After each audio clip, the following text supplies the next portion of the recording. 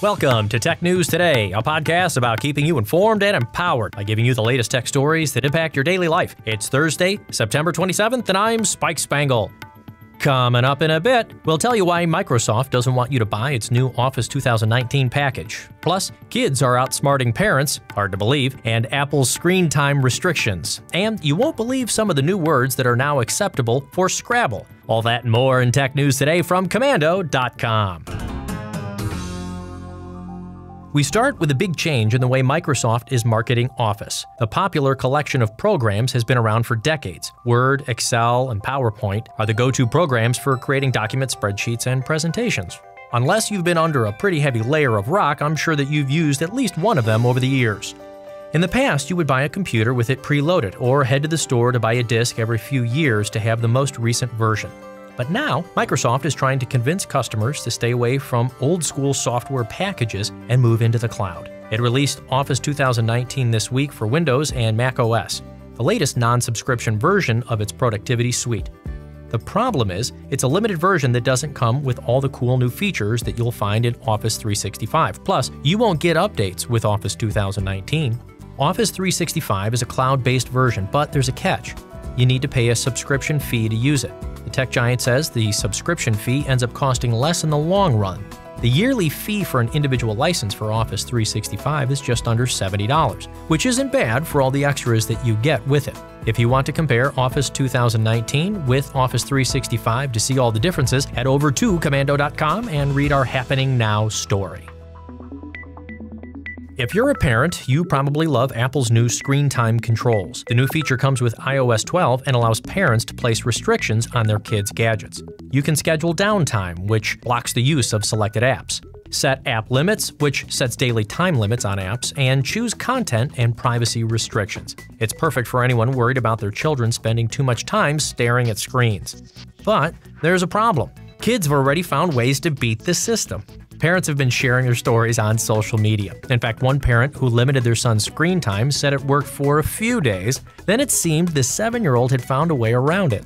They said, "My son revealed his hack. When he runs out of screen time and his games get locked, he heads to the App Store, downloads a previously installed but later removed game through the cloud icon. And then it works without limitations." Another parent said their teenage son reset his phone's time and date to trick the screen time restrictions. Genius. It's the digital version of me climbing out the window at night to hang out with friends. We have more tech news ahead, but now a quick thank you to our amazing partners at Untuck It. Do you like playing the board game Scrabble? Well, if it's been a while since you've played, there's been some changes that might draw you back in. 300 new entries made their way into the list of acceptable Scrabble words this week. The Merriam-Webster Dictionary published a list highlighting some of them. You might be shocked at what made the cut. Probably the most surprising addition is the word twerk. The official definition is to dance by shaking your proverbial caboose. You know, if it's a lively party, I'll be glad to demonstrate. Another acceptable word from the lexicon of today is bestie. Kids say this to describe their best friend. Other additions include frowny, bizjet, beatdown, and ew. The added words might have you playing so late into the night you'll end up looking like a zomboid. Yes, you can now use zomboid against your opponent in Scrabble. More tech news in a moment, but first, you know that there's an app for everything. Even Kim Commando. If you want to get the latest tech updates, breaking news, and podcasts just like this one straight to your gadget, go to your app store and download the Commando app for free. How smart is your home? Have you started using voice assistants like Amazon's Alexa yet? The retail giant is making it easier and easier to incorporate the smart assistant into your life. Just last week, it announced a bunch of new items that are Alexa connected to place all over your house. Now, though, Amazon is looking to draw more voice assistant users in a pretty ingenious way. It's investing nearly $7 million into a manufactured home building company. The idea is to let people customize their home like they already do with their vehicles. They will have an option to have Alexa built right into the home, so you won't need to buy an Alexa-connected device. She'll already be there waiting for you when you move in. Amazon is working with the home builder Plant Prefab, which is looking to expand its market with the help of Alexa. An entire smart house. Amazing. Earlier this week, we told you about an update Google made to its popular Chrome browser that had people up in arms. Chrome 69 started rolling out on September 5th, and with it came a big change that people worried about privacy aren't happy with. The problem is, if you ever log into another Google service like Gmail or YouTube, it also logs you into Chrome. You used to be able to keep those logins separate. Well, people have been freaking out about the change on social media, worried that it means all of your information will be synced across multiple devices. Fortunately, that's not the case. A Google rep responded to those fears on social media and said that users still need to manually enable sync for this to happen. She said the change was made to avoid confusion some people had when they signed out of the content area, thinking they were no longer signed into Chrome. Those assurances didn't seem to calm people, which is why Google has decided to listen to complaints and backtrack on the forced login. Chrome 70, which will be the next update, will give people the ability to easily disable this feature. It should be out in a month or so. So, see? Your opinion does matter. This one is a little strange. One of the most popular food delivery services is in a war of words with some of its customers. Dozens of people have taken to social media claiming that their DoorDash account has been hacked. They're saying that their accounts have been improperly accessed and had fraudulent food deliveries charged to them. But DoorDash says that there are no signs that it's been a victim of a data breach. Instead, it believes the fraudulent activity came from criminals using credential stuffing techniques. That's when credentials are stolen from a data breach of another site, and then the scammers use them on multiple other accounts until they successfully get into the one that they're looking for. This is why you should never use the same password on multiple sites. It just makes it too easy for hackers. But who was in the right in this incident?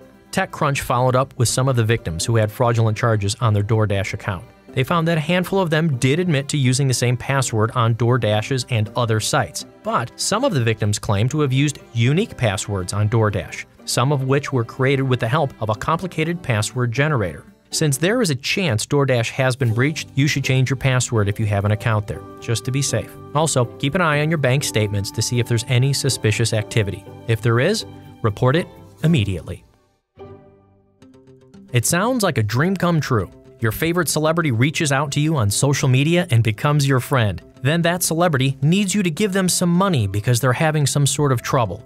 How would you respond? Well, the Federal Trade Commission says people were scammed by celebrity imposters for more than $300 million last year. The names of Bruce Springsteen, country singer Kenny Chesney, and more have all been used. And vulnerable people have forked over iTunes, gift cards, MoneyGrams, cashier's checks, and more. Here's a tip. No celebrity is going to ask you personally for money. Well, unless it's David Hasselhoff. Listen to your gut. Listen to your gut.